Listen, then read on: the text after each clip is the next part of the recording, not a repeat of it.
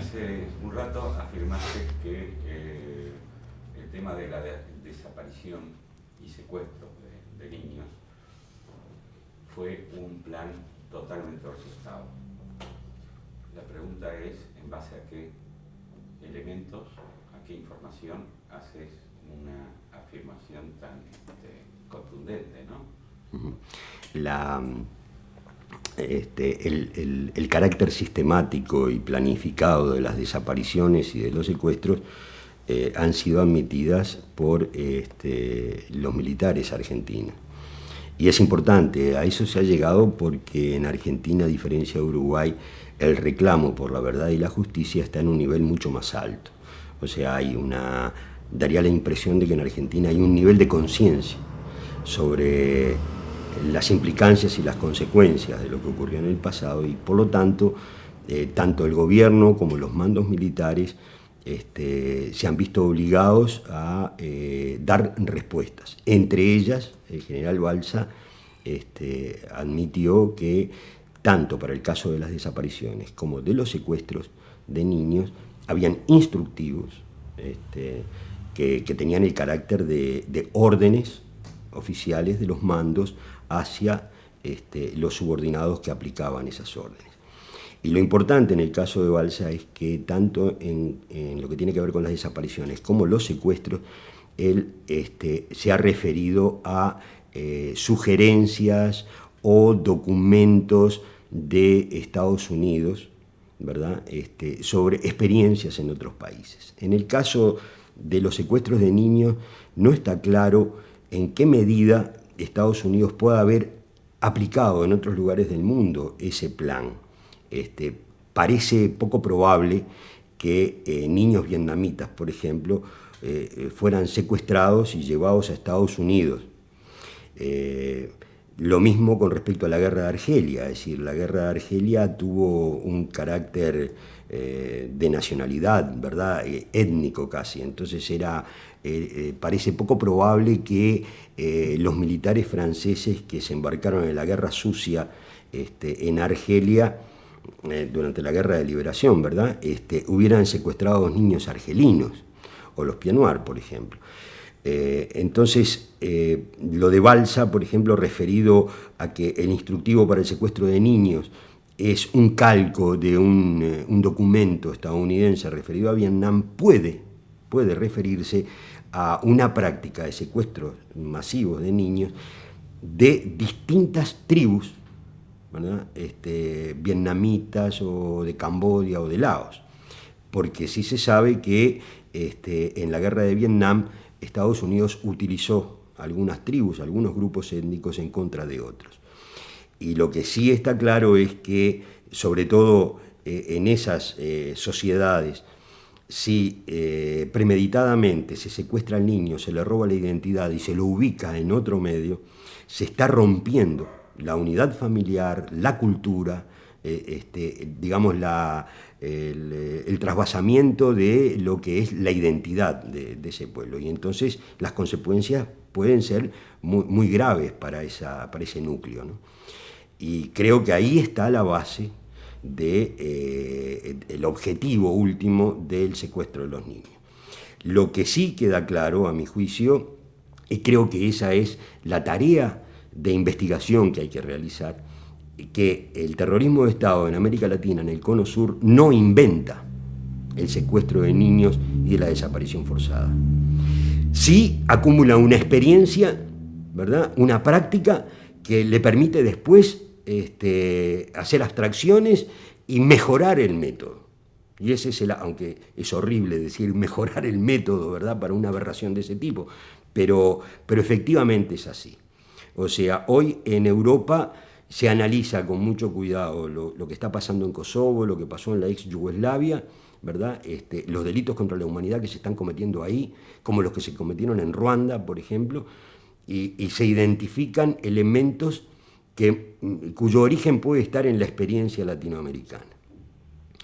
Y si hacemos un ejercicio intelectual y partimos de la base de que no hubo un militar iluminado que se le ocurrió la desaparición forzada, que es tan compleja, tan sutil y el secuestro de los niños mucho más por los objetivos que se planteaba, debemos suponer de que los militares chilenos, argentinos y uruguayos también recibieron experiencia acumulada del terrorismo de Estado.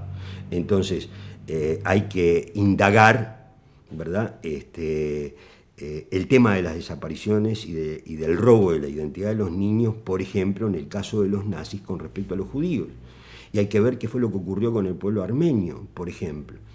Y la hipótesis de trabajo es que, paralelamente con la acumulación de experiencia que permite que la humanidad se supere, también hay una acumulación de experiencia y un trasvasamiento de experiencia para lo que podríamos llamar las fuerzas antihistóricas, las fuerzas de lo oscuro, las fuerzas del retroceso, ¿verdad?, que en algún momento llamamos fuerzas fascistas, que ahora las calificamos de terrorismo de Estado, ¿verdad? Es decir, que fuerzas que se identificaron en nuestros países con la doctrina de la seguridad nacional. Entonces,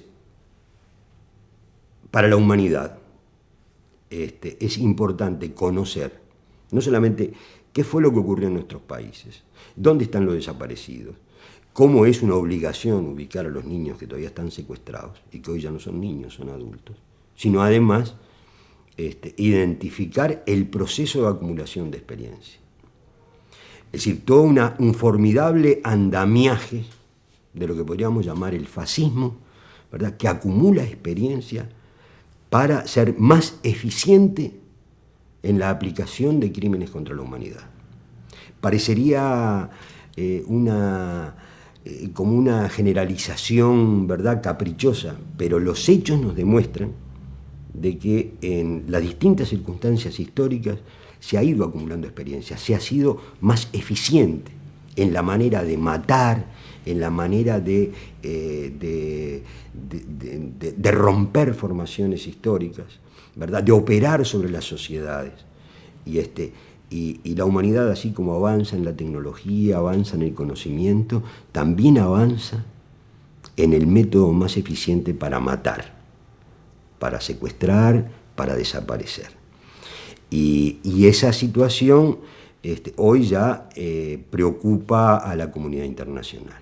Entonces, cuando se produce el caso de Pinochet y cuando hay jueces en Europa que pretenden investigar el Plan Cóndor en nuestros países y ver cuáles fueron todas las implicancias de la coordinación represiva del terrorismo de Estado, yo creo que la razón fundamental está en que hay que aprender, investigar y castigar, porque lo que ocurrió en nuestros países en la década de los 70 sigue ocurriendo hoy y va a seguir ocurriendo, y cada vez en un nivel más eficiente del terrorismo de Estado.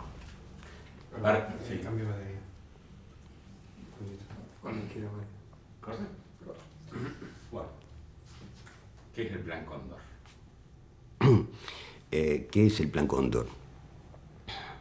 El Plan Cóndor fue un mecanismo de cooperación entre aparatos de inteligencia militar en el Cono Sur que después se expandió a toda América Latina. El Plan Cóndor nace como derivación de lo que ellos llamaban acuerdos de caballeros al comienzo de las dictaduras, porque existían vínculos anteriores, vínculos que tenían que ver con las represiones que se habían dado en dictaduras anteriores, por ejemplo, en el caso de Argentina, en el caso de Brasil, y después por los vínculos que muchos militares mantuvieron y establecieron en la Escuela de las Américas, en el Canal de Panamá, los contactos que habían realizado a través de la discusión de la doctrina de la seguridad nacional. Cuando se aplica masivamente la represión contra nuestros pueblos, se producen acuerdos de caballeros, lo que nosotros llamaríamos gauchadas. Entonces, hay algunos crímenes al comienzo de la década del 70 que son una coordinación represiva, pero que tiene ese carácter casi espontáneo, vamos a decir, ¿no? Hay algunos secuestros de uruguayos realizados en Argentina en 1974 que sin duda tuvieron ese carácter, es decir, de gauchada.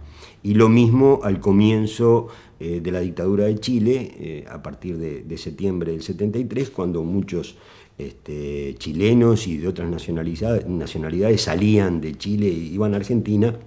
Bueno, aquellos vínculos anteriores permitieron secuestrar gente o matar gente en Argentina, por necesidades chilenas.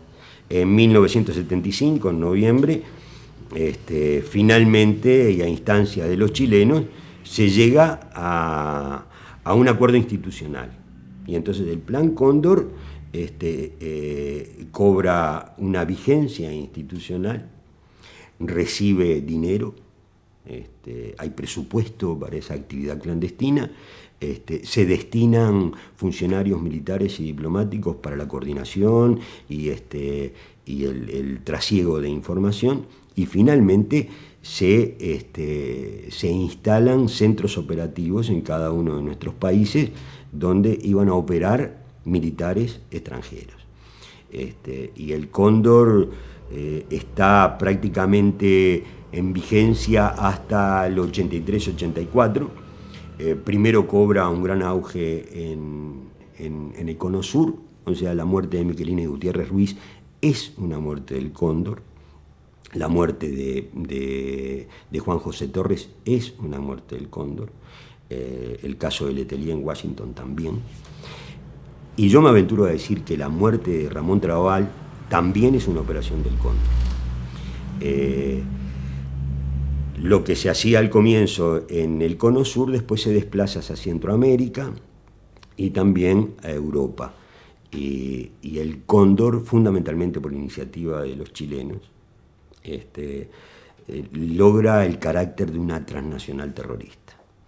Y entonces, nosotros sabemos, porque existen sobrevivientes del Cóndor, todos los uruguayos que fueron extraditados ilegalmente desde Automotores Orletti a Uruguay, vivieron el Cóndor. O sea, fueron víctimas del Cóndor. Estaban exiliados en Argentina, fueron detenidos por militares argentinos, fueron llevados a un centro clandestino en Buenos Aires que estaba operado por militares uruguayos y fueron extraditados ilegalmente a Uruguay. Es decir, eso es el Cóndor. En algunos casos las acciones terminan con la muerte y en otros casos, como en con la simple detención y extradición. Pero el Cóndor después llega a un grado más sofisticado, y por eso es que yo hablo de transnacional terrorista, para operar extracontinental, sobre todo en Europa.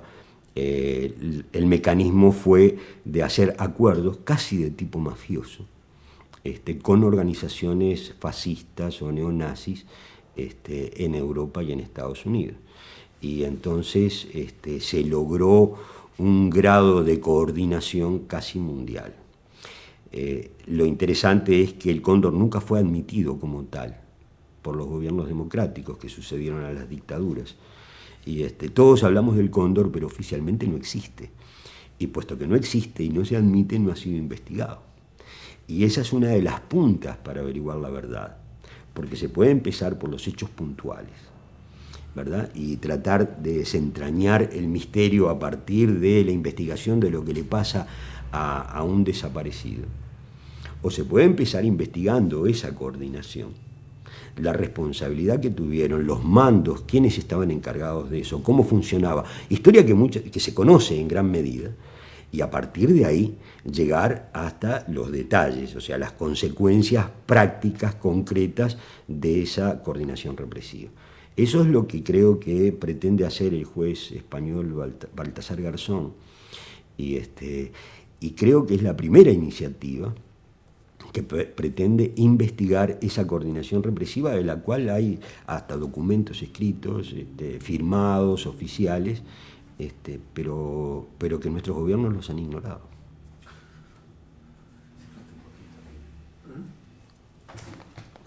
Vamos a volver por un ratito a la ley. En la exposición de motivos figura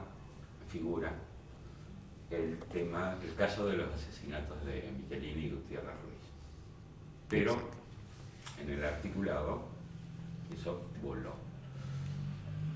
¿Qué interpretación le das vos que el Estado no haya hecho nada por saber qué pasó con dos de sus pares. Sí. ¿Por qué en la exposición de motivos se excluye a los casos de Michelini y Gutiérrez Ruiz de la caducidad? ¿Y por qué en el articulado no está expresamente contemplado esa excepción? Yo creo que es muy al estilo uruguayo también, ¿verdad? Es decir, porque aquí se ha hablado de excesos para referirse a asesinatos o torturas, se habla de caducidad para hablar de impunidad o de perdón. Y bueno, y creo que en esa ambigüedad, esa sutileza formal uruguaya, también está esa pequeña trampa de la ley de caducidad, que habla de Michelini y Gutiérrez Ruiz, pero que no da los mecanismos para poder resolver ese caso. Yo creo que tiene que ver con la complicidad política, civil, en el caso de Michelini y Gutiérrez Ruiz. Es decir, yo creo que el caso, los asesinatos de Michelini y Gutiérrez Ruiz son de una importancia tremenda por la significación que tenían las víctimas, porque implica un compromiso de los partidos políticos, es algo que no se puede ignorar, pero a la vez trae a la superficie la responsabilidad civil en esos asesinatos, por lo menos. Es decir, yo tengo la convicción, y creo que hay algunos indicios, hay algunos elementos, de que en el caso de Michelini y Gutiérrez Ruiz hay complicidad civil. Y averiguar por qué los mataron es, de alguna manera, desentrañar las relaciones de intereses que existían entre los militares uruguayos y algunos sectores civiles. Entonces, ese caso a mí me parece que es vital para nuestra historia, porque de ninguna manera se podía decir que era un subversivo, un sedicioso Michelini o Gutiérrez Ruiz. Sin embargo, son asesinados en Buenos Aires, y además se mata a dos tupamaros con el único propósito de que aparezcan como vinculados a la sedición. El por qué los mataron hoy parece claro. Michelini y Gutiérrez Ruiz eran, junto con la tercera víctima que logró escapar, que era Wilson Ferrer Aldunate, eran las tres figuras en el exilio que podían desencadenar un proceso de reinstitucionalización en el país. Y se sabe que tenían contactos con elementos del gobierno uruguayo e incluso con militares. Y su asesinato se da en un momento muy especial, en el momento en que dentro del ejército hay una gran pugna entre sectores que querían cumplir con la Constitución y llamar a elecciones en noviembre de 1976, y quienes entendían que el proceso cívico-militar tenía que seguir, incluso como fue, tenía que dejar de ser cívico-militar para ser estrictamente militar. Entonces, yo creo que la inoperancia de nuestras instituciones para investigar el caso de Michelini y Gutiérrez Ruiz tiene que ver con el deseo de no investigar. Ahora, desde un punto de vista es como cualquier otro caso, ¿verdad?, de víctimas del terrorismo de Estado. Yo creo que hay tanto derecho de investigar el caso de Michelini y Gutiérrez Ruiz como el de cualquier otro desaparecido o asesinado por la dictadura. Pero desde otro ángulo tiene una gran importancia. Yo creo que es un caso vital que se refiere a lo que habíamos hablado al comienzo. O sea, mientras no se resuelva lo de Michelini y Gutiérrez Ruiz, no hay posibilidad de pacificación. No hay posibilidad de reencuentro. No hay posibilidad de reestructuración de una convivencia política sana. Es decir, es demasiado lo que esconde el caso de Michelini y Gutiérrez Ruiz. Y el otro, que también tiene que ver con el Cóndor, es el caso de Trabal. O sea, es muy significativo que la muerte de Trabal fue adjudicada en principio a los Tupamaros. Te interrumpo por lo siguiente. Sí, de repente. Bueno, hoy te referiste a Trabal, y siempre fue un enigma para mí porque lo asesinaron. No sé si vos tenés una interpretación, información. Sí, el caso del coronel Ramón Trabal es, a mi juicio, como el de Michelini, el otro gran misterio decisivo, ¿verdad? Es decir, el gran agujero negro de nuestra historia reciente. Ramón Trabal era un militar que cuando se da el golpe de Estado y aún antes era el jefe de inteligencia militar. Y fue un oficial que participó directamente y con un gran protagonismo en las negociaciones y en las conversaciones que se dieron en los cuarteles a mediados de 1972 entre tupamaros detenidos y oficiales del ejército. Ramón Trabal en esas conversaciones reveló tener una actitud que hoy podríamos calificar de nacionalista o de peruanista. No sabemos, porque incluso hay dificultad para poder reconstruir la personalidad de Trabal, no sabemos hasta dónde, ¿verdad?, ese peruanismo o ese nacionalismo de Trabal era consecuente, es decir, era auténtico, pero sin duda el coronel Trabal expresaba una corriente dentro del ejército que se oponía a las corrientes más fascistas, vamos a decir, de los coroneles Subía o de los generales Subía o Cristi. Había una lucha interna por el poder en el momento en que se da el primer golpe en febrero y la disolución de las cámaras en junio de 1973, y Ramón Trabal expresaba una corriente que no fue la que triunfó después del golpe. Y Ramón Trabal, que además, por su carácter de jefe de inteligencia, y además era un hombre inteligente, manejaba muchísima información, cuando iba a ascender a general, fue desplazado de la cúpula militar y fue nombrado agregado militar en Francia. A los meses de estar en Francia fue asesinado de 3 balazos por un grupo de civiles que penetró en el estacionamiento de su casa, en París. Inmediatamente esa acción fue atribuida a los tupamaros. Y como consecuencia del asesinato de Trabal, murieron en Soca 5 uruguayos que estaban exiliados en Argentina y que fueron traídos a Uruguay a los solos efectos de matarlos. La muerte de las 5 víctimas de Soca reafirma, en principio, el criterio de que Ramón Trabal fue asesinado por los tupamaros y que entonces esos 5 exiliados asesinados fueron asesinados como venganza, como represalia, ¿verdad? Ahí quedó la historia y las últimas manifestaciones oficiales durante el entierro hablaban expresamente de que había sido un asesinato cometido por tupamaros en el exterior. Lo interesante del caso es que 13 años después, después de 13 años de cárcel, ¿verdad?, las autoridades militares lograron aclarar todos los hechos de la guerrilla, absolutamente todos. Es decir, podrá haber alguna persona que no fue castigada porque había logrado fugar y estaba en el exterior, pero los militares supieron en cada caso qué era lo que había ocurrido y quiénes eran los responsables. Y ese fue un objetivo que ellos se plantearon.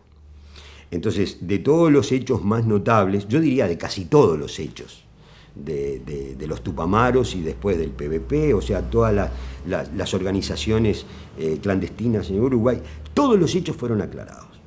Es decir, la información fue recopilada y entonces se pudo saber qué fue lo que pasó, excepto en el caso de Ramón Trabal.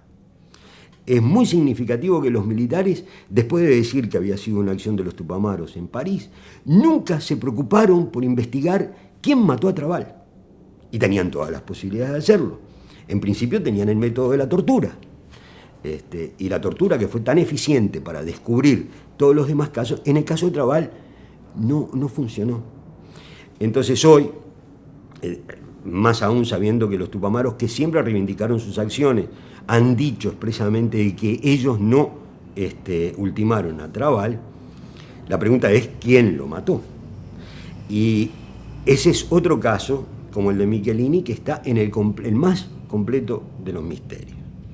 Mi impresión es que esa fue una acción del Cóndor y que, como todas las acciones del Cóndor en Europa, quienes realizaron esa operación fueron grupos de extrema derecha franceses, para lo cual se necesitaba una actividad previa de investigación, de seguimiento de trabajo, de identificación, y después un compromiso, un contrato, como dicen los mafiosos, con sectores que pudieran en París moverse con libertad y que tuvieran ciertas seguridades en sus relaciones con los aparatos represivos. No hay hoy, salvo algunos pequeños elementos, no hay indicios confirmatorios de esa tesis. Pero lo que sí queda, es inamovible, es que, por un lado, los tupamaros dicen, nosotros no fuimos, y además los militares que dicen que fueron los tupamaros nunca se preocuparon de investigar ese caso. Yo creo que es otro caso clave de nuestra historia, cuyo esclarecimiento nos permitiría comprender muchas de las cosas que pasaron durante los 13 años de dictadura. Y ese caso tiene que ver directamente con el proceso interno de las Fuerzas Armadas. Corte. Muy bien. Has hablado. Sí, he hablado. Después vos seleccionás, vamos a abrir esto.